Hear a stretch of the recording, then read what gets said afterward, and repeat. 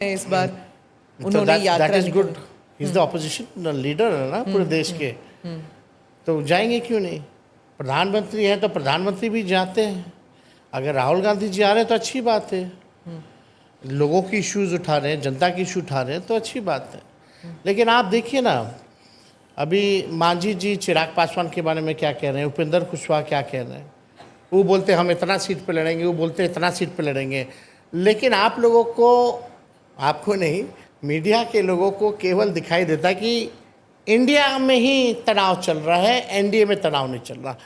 मुकेश जी यहाँ बैठे हैं, इनसे हिस्ट्री निकलवा लीजिए कि कब मांझी जी ने कितने सीटों की डिमांड की, और मांझी जी ने चिराग के बारे में कल क्या कहा, या चिराग जी ने मांझी जी के बारे में क्या कहा, उपेंद्र कुशवाहा ने क्या कहा। इन लोगों में तो हमको नहीं लग रहा कि ऑल इज़ वेल। हमारे यहाँ तो ऐसी कोई बात नहीं है। तेजस्वी जी, कभी आप बहुत नीतीश जी के करीब हुआ करते थे, वो हमेशा बोलते थे कि अब तो यही पार्टी चलाएगा, यही भविष्य है। आजकल चिराग जी बहुत जाते हैं, हर महीने में 2-3 बार वो जाते हैं सीएम हाउस। उनको भी वही कहा जा रहा है क्या जो आपको कहा जा रहा था कि अब यही भविष्य है? देखिए, ये जब मेरे को कहा गया और सरकार गिरी पहली बार 2017 में, तो हमने विधानसभा में कहा था कि चिराग जी आप जाइएगा, आपको भी यही कहेंगे, थोड़ा बच के रहिएगा, ये नहीं कि चढ़ जाइएगा। वो चढ़ाते अच्छे से है ना, तो हम लोग तो जानते थे। हम लोगों को तो फिर भी कोई लोभ था नहीं, 2 बार उनको मुख्यमंत्री माना, और हम लोग तो इंडिया अलायंस बनाना था, तो फिर दोबारा हमने मांगा। लेकिन हम लोगों का ये, नीतीश जी से जो भी व्यक्ति मिलता है, नीतीश जी बस यही कहते हैं अब तो तुम ही लोगों को ना देखना है। तो ये इनका मतलब एक होता है ना कि उनका फिक्स हो गया है कि बस जब भी भाषण देंगे तो हर जगह एक ही बात बोलेंगे, वो आपको भी पता है क्या बोलेंगे। तो आप जब पर्सनली मिलने जाइएगा तो बात वो पॉलिटिकल लोगों को यही बताएंगे।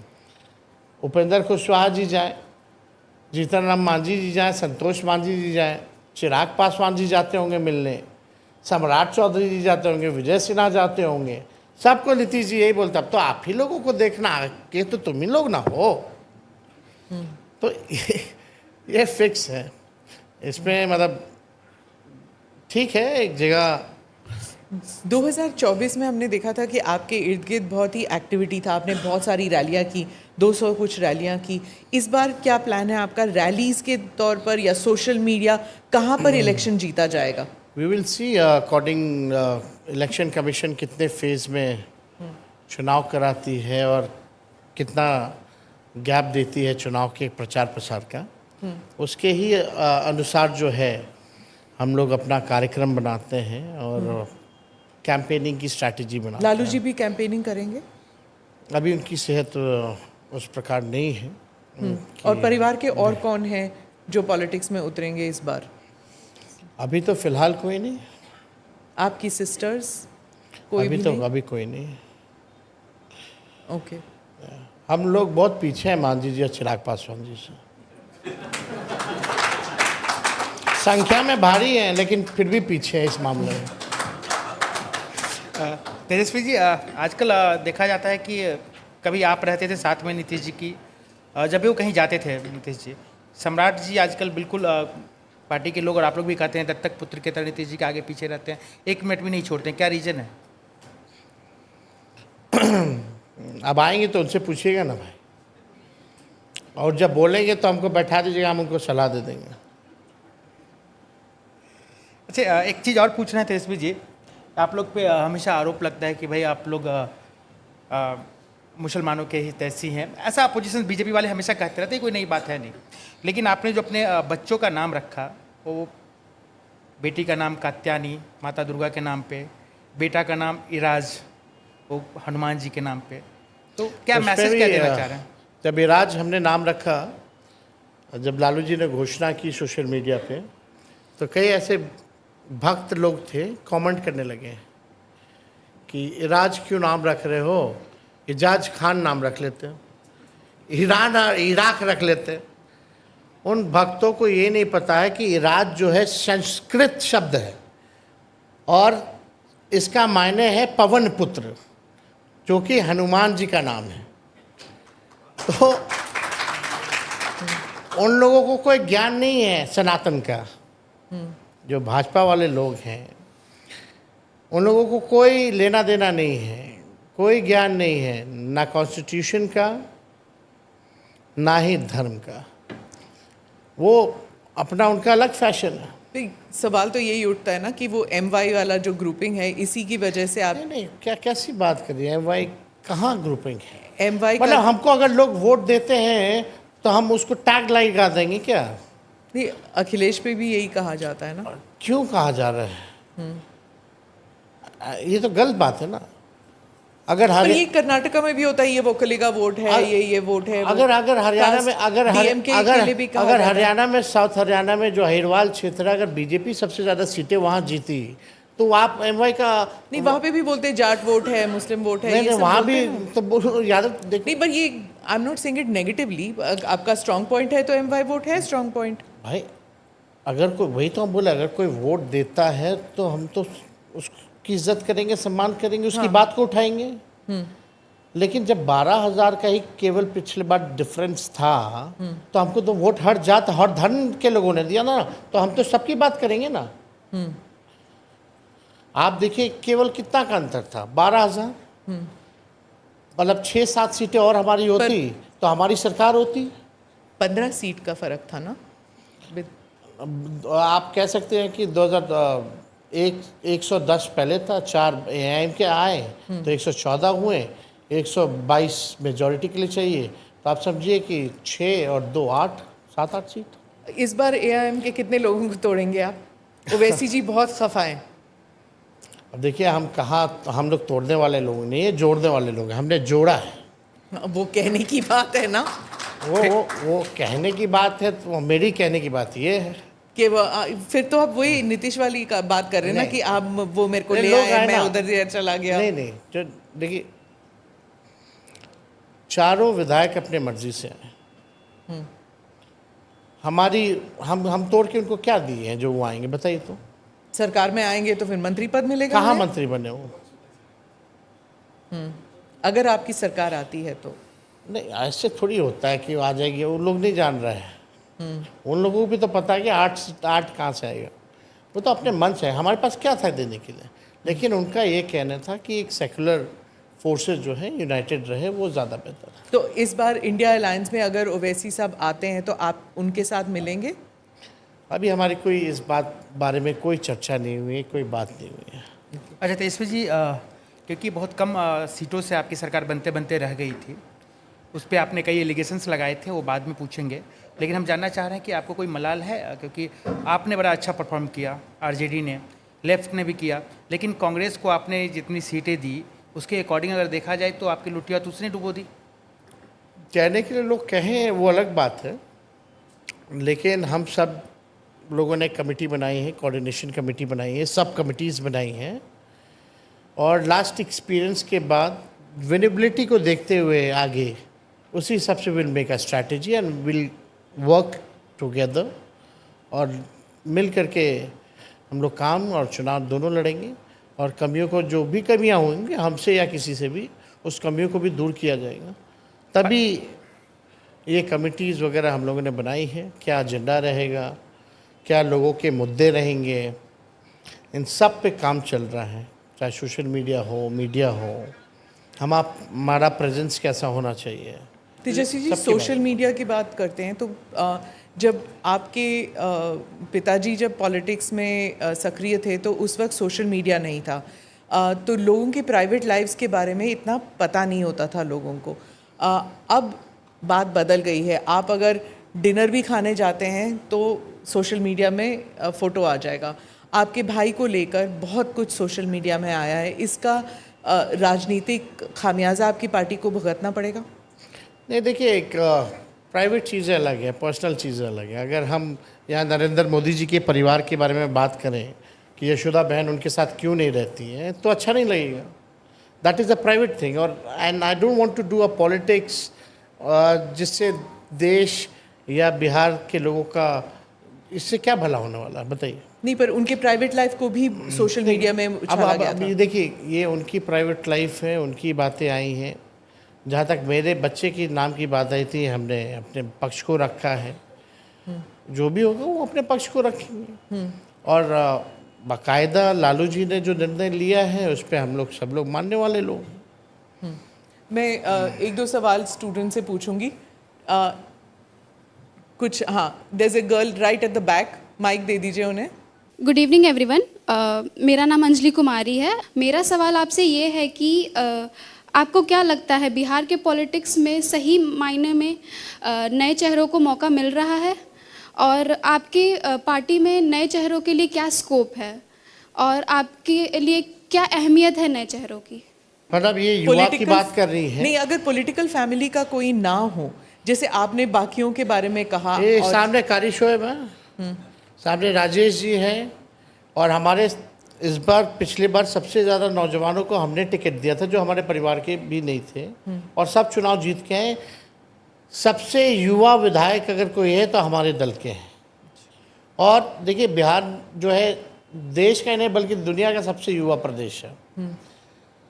हमारा देश दुनिया में सबसे युवा देश है, और इस युवा देश में सबसे युवा अगर कोई प्रदेश है तो वो बिहार है। ऑलमोस्ट नियर अबाउट 60% युवा है, और हम दिल से चाहते हैं कि युवा जो है आगे बढ़े, राजनीति में आए, डिसीजन मेकिंग में आए, पॉलिसी मेकिंग में आए, ये हम दिल से चाहते हैं। और एक गैप भी हो गया ना, जनरेशन गैप भी हो गया।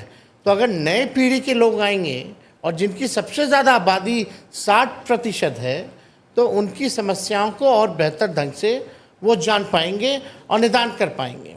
अब आगे का जो ज़माना है वो पूरा टेक्नोलॉजी और एआई का ज़माना आने वाला है, वो आप भी जान रही हैं। अब नीतीश जी को ये बातें नहीं समझ में आती। नीतीश जी को मोबाइल भी समझ में नहीं आता। अगर मोबाइल फ़ोन अगर आप रख लें मीटिंग में, तो उनके दिमाग में केवल एक ही बात आता कि मोबाइल जो है इसके वजह से दुनिया 10 साल में ख़त्म हो जाएगी। ये उनकी सोच है। वो भले कुछ क्या कह के बोलते हैं वो अलग कारण है, लेकिन ज़माना जो आने वाला है that is totally dependent on technology, AI, जो हमारा फ्यूचर होने वाला है। तो उसको समझने वाला जो नई पीढ़ी है, अगर वो लोग अगर पॉलिसी मेकिंग में, डिसीजन मेकिंग में आए, तो हमको लगता है कि इससे बेहतर क्या होगा। पढ़ी लिखी जो पॉपुलेशन है और जो सर्विस क्लास के लोग हैं, वो अपने बच्चों को पॉलिटिक्स में नहीं भेजना चाहते कि ये दलदल है, करप्शन है, पावर प्ले है, आप कहीं नहीं जाएंगे। So you know, people don't want to send their children into politics. No, I don't think so. No? Not in my state it is like that. अच्छा, एक और बात आपसे मैं पूछना चाहूँगी। प्रशांत किशोर ने कुछ पर्सनल अटैक्स आप पर किए थे कि आप you are not past 10th standard, ऐसे करके जब वो कहते हैं, that does it hurt you? No, it doesn't hurt me. Degree लेकर के ही आप जो है सब क्वालिटी आ जाए, ऐसा नहीं है। प्रैक्टिकल लाइफ में भी आपने बहुत चीज़ें देखी हैं, उसका भी एक्सपीरियंस, तजुर्बा जो है वो काम आता है। And I was a sports person. हम तो क्रिकेटर थे, तो इसकी बात वो नहीं करेंगे। लेकिन डिग्री की अगर बात आती तो प्रधानमंत्री 11 साल से प्रधानमंत्री हैं, उनका क्या डिग्री है आज तक देश के लोगों को मालूम ही नहीं है। पर उन्होंने कभी आपके बारे में ऐसे नहीं कहा। लेकिन हमारे ऊपर आ रहा है तो हम तो उदाहरण देंगे ना, जो सर्वोच्च पद पे बैठा हो। ठीक है। आप मानते हैं तेजस्वी जी की जाति जो है बिहार में एक बड़ा फैक्टर है? अगर एक सवाल तो ये है, दूसरा कि आप जिस जाति ये जाति तो सच्चाई है ही ना, तो फैक्टर तो हो गई। ये तो सत्य है, और ये कोई लालू जी और तेजस्वी यादव तो लेके नहीं आया, ये तो कई सदियों से चला आ रहा है। प्राइवेट सेक्टर में आरक्षण होना चाहिए जाति के आधार पर? एकदम होना चाहिए। Two students I think want to ask a question. अच्छा, आप पूछना चाहते हैं? पत्रकार अमित कुमार है, और मेरा सवाल है कि आपने कहा था कि कास्ट सेंसस की आप लोगों ने डिमांड की थी और इस वजह से मोदी जी को कास्ट सेंसस के लिए मजबूर होना पड़ा और फिर कैबिनेट ने डिसीजन लिया। राहुल गांधी का भी यही कहना है। और आपको क्या लगता है कि क्या वाकई आपके दबाव में या फिर कांग्रेस पार्टी के दबाव में कास्ट सेंसस बीजेपी को कराना पड़ रहा है? देखिए, यही मोदी जी हैं जो कहते थे कि ये कास्ट सेंसस जातीय विध्वंस पैदा करेगा। अब वो क्यों मजबूर हो गए करने को भाई?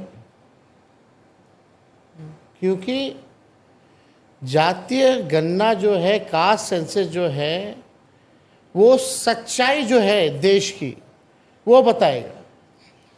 इसमें हमने पहले भी कहा है कौन मजदूरी करते हैं, कौन भूमिहीन है, कौन गरीब है, कौन जात के लोग हैं सबसे ज़्यादा, कौन जात के लोग को सरकारी नौकरी कितना है, कितने लोग जो है ठेला धोने का काम करते हैं, कचरा साफ करने का काम करते हैं। ये सारा पिक्चर जो है सामने आएगा और अकॉर्डिंग टू दैट वो डेटा लेकर के आप जो साइंटिफिक डेटा जो आएगा, आप बजट आप उस हिसाब से बना सकते हैं। किसको कितनी ज़रूरत है उस हिसाब से आप जो है अपना आप बजट बना सकते हैं। लेकिन ये इशू जो है लालू जी ने कई एक बार उठाया और जब देवगौड़ा जी थे प्रधानमंत्री, उस समय जनता दल के अध्यक्ष मेरे पिता होते थे और उन्हीं के कैबिनेट में ये तय हुआ था, क्योंकि हर 10 साल बाद आपका 10-11 साल बाद जो होता है प्लानिंग कमीशन वो सेंसस होता है। अच्छा, तो 2001 यानी 97 में ये निर्णय लिया गया था कैबिनेट में कि जो अगला सेंसस जो होगा यानी 2001 उस समय के हिसाब से, उसमें जातीय जनगणना ये लोग कराएंगे। 2001 में प्रधानमंत्री बने अटल जी और भाजपा की सरकार ने इसको मना कर दिया, निर्णय को बदल दिया। आज भी अगर ये जो नरेंद्र मोदी जी का जो कैबिनेट नोट है, ये 97 वाले ही नोट के आधार पर ही बना है। अगर आप देखें तो जो प्रीवियस गवर्नमेंट ने जो लिया था उसके आधार पे बना है।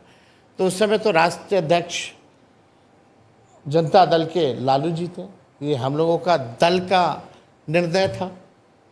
और एक बार नहीं, यूपीए की भी सरकार रही तो उस समय भी नेताजी शरद जी, लालू जी ने आवाज़ को उठाया, सड़कों पर भी हम लोग आए। और यहाँ बिहार में हम लोगों ने तो दोनों हाउस में पास करवाए मेरे प्रस्ताव पे, और मेरे प्रस्ताव पे प्रधानमंत्री जी से हम लोग सब लोग मिलने गए थे। मुख्यमंत्री जी के नेतृत्व में मेरा ही प्रस्ताव था कि अगर वो ना माने मोदी जी तो हम लोग अपने बलबूते, अपने राज्य सरकार अपने खर्च पे कराएंगे, जो किया। तो ये तो क्रोनोलॉजी है। और उस समय भी जब हम प्रधानमंत्री जी से मिलने गए थे तो हमने जितने भी नेता थे देश भर के बड़े नेता, उन सबको चिट्ठी हमने लिखा था। वो सारा आप देख लीजिएगा, सारा सब कुछ है। अच्छी बात है कि राहुल गांधी जी भी इस मुद्दे को बखूबी मजबूती के साथ जो है उठा रहे हैं। तेजस्वी जी, लेकिन सवाल उठ रहा है कि जो मुद्दे आप उठा रहे हैं वो भी राहुल गांधी बिहार में आके मुद्दे उठा रहे हैं। जैसे कि आपने कहा कि 2500 रुपये देंगे। राहुल जी कुछ कहेंगे, हम कुछ कहेंगे तो ठीक लगेगा। उन्होंने अलग से अरे एक ही अलायंस में ना है, नहीं, उन्होंने तो तो अलग हमारा मुद्दा तो हम लोग तय कर लेते हैं ना, थोड़ी हर चीज़ सड़क पे जाके तय करना। अच्छा, एक ऑडियंस से एक सवाल ले लेते हैं, 1-2 सवाल, फिर आपको तो मौका मिलता ही है सवाल पूछने का। Good evening everyone. मेरा आपसे ये सवाल है कि एज अ मीडिया स्टूडेंट हमारा जो सेक्टर है मास मीडिया एंड कम्युनिकेशन, इसके लिए एक तो कॉलेजेस बहुत कम हैं और प्राइवेट यूनिवर्सिटी है, लेकिन गवर्नमेंट यूनिवर्सिटीज़ है पर वहाँ पे इतनी सुविधाएं नहीं है। जैसे कि दिल्ली में दिल्ली यूनिवर्सिटी, लखनऊ में लखनऊ यूनिवर्सिटी है, बट पटना में एक भी सेंट्रल यूनिवर्सिटी नहीं है। तो इसके लिए आपका क्या रोड मैप होगा? देखिए पहली बात तो मीडिया में नौकरियां नहीं है, तो इतने कोर्सेज करो ही मत आप। लेकिन इनको करना है आजकल तो बस चैनल खोल लो बस यूट्यूब पे। लेकिन उसके लिए कोर्स भी नहीं करते। लेकिन जायज़ बात है, व्हाट प्रोफेशन जिनको इसमें आना है, अगर वैसी सुविधाएं अगर हमारे राज्य में नहीं है तो क्या होना चाहिए। आप जानते हैं कोटा है, पढ़ने वाला भी बिहारी, पढ़ाने वाला भी बिहारी, खाना बनाने वाला भी बिहारी और गार्ड भी बिहारी, इंफ्रास्ट्रक्चर बस है वहाँ। यहाँ उस हिसाब का एजुकेशनल हब जो है बनाया यहाँ पे जा मंत्री सकता है, आए लेकिन थे है तो नहीं। हमने पूछा भी यही सवाल पूछा, उन्होंने कहा कि अब कोटा से सब यहाँ पे आते हैं पढ़ने के लिए और पढ़ाने के लिए। अब पता नहीं, अब तो कोटा जाके देख लीजिए खाली हुआ है कि नहीं। कोविड के टाइम में तो हम देख रहे थे कि भाजपा के नेता ही जा जा करके अपने बच्चों को ला रहे थे। ये झूठ बोलना इनकी कला है और उसमें माहिर है। वो कौन बोले, विजय सिन्हा। नाम नहीं लूँगी, अब जब पॉडकास्ट चलेगा अब तक देख लीजिएगा। तो सारे आके वही कह रहे थे कि वहाँ पे अब कोटा खाली हो रहा है, कोटा के सारे बच्चे यहाँ आ रहे हैं। जो बच्ची सवाल पूछी है उसी से जवाब ले लीजिए। देखिए, पीड़ा होती है। बिहार से लोग पलायन किन कारणों से करते हैं? पढ़ाई के लिए करते हैं, हेल्थ के लिए करते हैं, चिकित्सा के लिए करते हैं और रोज़गार नौकरी के लिए करते हैं। अगर हम एजुकेशनली अगर अपने बिहार को इस हिसाब का बना लें, हेल्थ वाइज ऐसी फैसिलिटीज़, सुपर स्पेशलिटीज़ हॉस्पिटल अगर हम लोग दे दें तो ये पलायन जो है वो रुक जाएगा और रोज़गार नौकरी की भी व्यवस्था होगी और बिहार का जो रेवेन्यू है बिहार में ही खर्च होगा, तो बिहार में घूमता रहेगा पैसा भी, उससे भी फ़ायदा है। तो हमको लगता है कि जैसे आगे हम लोग इस पे चर्चा कर रहे हैं अभी, क्योंकि अभी कमेटी बनी है पॉलिसी में, कि अगर हम कोचिंग इंस्टीट्यूशंस को अगर हम लोग इंडस्ट्री का अगर दर्जा देते हैं तो कितना सक्सेसफुल रहेगा। तो इस पे वी आर डिस्कसिंग और जो भी होगा आगे एजेंडा हम लोगों का मैनिफेस्टो, उसमें वी विल इंक्लूड इट। आप इंट्रोड्यूस कीजिए अपने आप को और सवाल पूछिए जल्दी से। गुड इवनिंग एवरीवन, मेरा नाम अनमोल गुप्ता है। तो मेरा आपसे यह प्रश्न है कि आप युवा नेता हो, आपका यूथ में क्रेज़ बहुत ज़्यादा है, बट एज अ यूथ हम आपकी बातों पर कैसे भरोसा करें? क्योंकि बातें तो सब करते हैं। आप 17 महीने देखे मेरे को जी, 17 महीने का काम देखा आपने मेरा? अस्पताल में कोई मंत्री छापा मारता था क्या? कोई बीजेपी का मार रहा है? 5 लाख सरकारी नौकरी लगी, आईटी पॉलिसी हमने बनाया, स्पोर्ट्स पॉलिसी हमने बनाया, टूरिज्म पॉलिसी हमने बनाया। 20 साल से सरकार को पता ही नहीं था ये पॉलिसीज़ भी ज़रूरी है। जो पढ़ा लिखा उसको भी नौकरी मिला और स्पोर्ट्स पॉलिसी के तहत 73 ऐसे खिलाड़ियों को भी हमने डीएसपी और अधिकारियों के पद का प्रावधान किया है जिसमें उनको नौकरी मिले हैं, जो बिहार और देश के लिए गोल्ड मेडल लाने का काम किया। देखिए, फोकस एजुकेशन का रहा है, हेल्थ का हम लोगों का रहा है, नौकरी रोज़गार का रहा है। 50,000 करोड़ का इन्वेस्टर मीट करा के 50,000 करोड़ का बिहार हम लोगों ने एमओयू साइन करवाया। एसटीपी जो जल जमाव की स्थिति होती थी शहरों में, 18 ऐसे शहरों को हम लोगों ने एसटीपी जो है वो देने का काम किया। हम लोग देखिए जो 17 महीने में काम किया वो इन लोगों ने अब तक नहीं किया, चाहे आरक्षण बढ़ाने की हो या जाति आधारित गणना हो, जो मानदेय बढ़ाने की बात हो, सारे काम को हम लोगों ने किया है। लेकिन लोग हमारे पास आते हैं, लोगों को उम्मीद है, विश्वास है, भरोसा है कि कभी लाठी पड़ती है तो तेजस्वी के पास लोग आते हैं। क्यों आते? क्योंकि उन नौजवानों का भरोसा है हमारे ऊपर और हम लोग चाहते हैं कि नौजवानों की बात को जो है रखा जाए। नौजवानों का क्या इशू है? पढ़ाई, दवाई, कमाई, सिंचाई, सुनवाई और कार्रवाई वाली सरकार का ये इशू है और इसी बेस पे जो है हम लोग काम कर रहे हैं। छात्रों के लाइफ को बेहतर हम लोग बनाए। 17 महीने में पेपर लीक नहीं हुआ, लेकिन मेरे हटने के बाद और उससे पहले पेपर लीक हमेशा होता था। तो ये तो सच्चाई है ना। तो आप अगर देखें तो थोड़ा अध्ययन करना पड़ेगा आपको, लेकिन और जो लोग हैं वो लोग क्या किए हैं इसका भी अध्ययन कर लीजिए। आप ज़रा सवाल पूछिए सम्राट चौधरी जी से, बीजेपी के, नीतीश जी का छोड़ो, बीजेपी के 2 डिप्टी चीफ मिनिस्टर हैं। एक काम बता दीजिए सम्राट चौधरी जी ने जो बिहार के लिए किया हो अब तक, जो दिखता हो, और विजय सिन्हा जी ने जो काम किया हो वो बता दो। काम नहीं, इन लोगों ने केवल कारनामे किए। दोनों में कंपटीशन होता, कौन कितना गाली देगा, लालू जी को और तेजस्वी को। एक कम दिया तो उसके बाद दूसरा जो है और गाली देता है बुला करके। और इनके प्रदेश अध्यक्ष ऐसे हैं जो खुद को ही अभी प्रेस कॉन्फ्रेंस में बोल रहा था कि मैं गाली का डिक्शनरी हूं। अब ये तीसरे आ गए कंपटीशन में। लालू जी और तेजस्वी से इनकी दुश्मनी नहीं है, इनको आपस में अपनी लड़ाई है कि कौन मोदी जी का ज़्यादा टीटीएम करेगा। जो लालू जी तेजस्वी को सबसे ज़्यादा गाली देगा उसको मोदी जी प्रमोशन देंगे। इसी कंपटीशन में लोग लगा रहता है।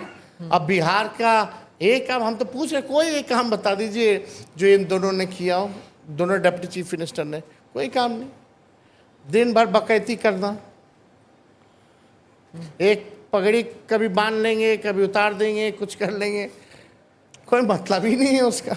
इतने साल के बाद भी उनके पास कोई मुख्यमंत्री का चेहरा नहीं है बीजेपी के पास, ऐसे क्यों? आपके हिसाब से ऐसे क्यों हुआ है? कोई लायक ही नहीं ना। लायक होता तो आता ना। देखिए नहीं, देखिए इसमें देखिए बीजेपी को देखिए सुशील मोदी जी ने बिहार में मजबूत किया है, ये हम मानते हैं। सुशील मोदी एक मान सकते थे चेहरा है जिस पे लोग जो है भरोसा कर सकते हैं। ईमानदारी से हम बोल रहे हैं भाई, ठीक है। लेकिन उसके बाद बता दो कौन है। लोग चेहरा नहीं जानते हैं, नाम तो दूर की बात, कोई कहाँ गांव में इन लोगों को पहचानता है। महागठबंधन के लिए मुख्यमंत्री का चेहरा कौन है? आप हैं? देखिए ये आपने बहुत टाइम ले लिया, हम क्योंकि 4 सेकंड 5 सेकंड 6 सेकंड, तो उसका ये मतलब सब चीज़ तय है। समय कब आएगा ये हम लोग बताएंगे अकॉर्डिंग टू आवर स्ट्रैटेजी। कह रहे हैं कि एक मीटिंग हुई थी जहां खरगे जी भी थे और राहुल गांधी जी भी थे और 440 वोल्ट का शॉक लगा था तेजस्वी जी को, और परसेप्शन है हम लोगों को कि उसके बाद आपने कभी नहीं कहा कि मैं हूँ। कभी भी ऐसी बात है ही नहीं। पता नहीं क्या बाहर लोग बात करते हो अपना। लोग बोलते हैं कि इंडिया अलायंस एक जैसा नहीं दिखता है। यहाँ तो एनडीए नहीं दिखता एक जैसा। मांझी जी कुछ बोलते हैं, चिराग कुछ बोलता है, उपेंद्र कुशवाहा जी कुछ बोलते हैं।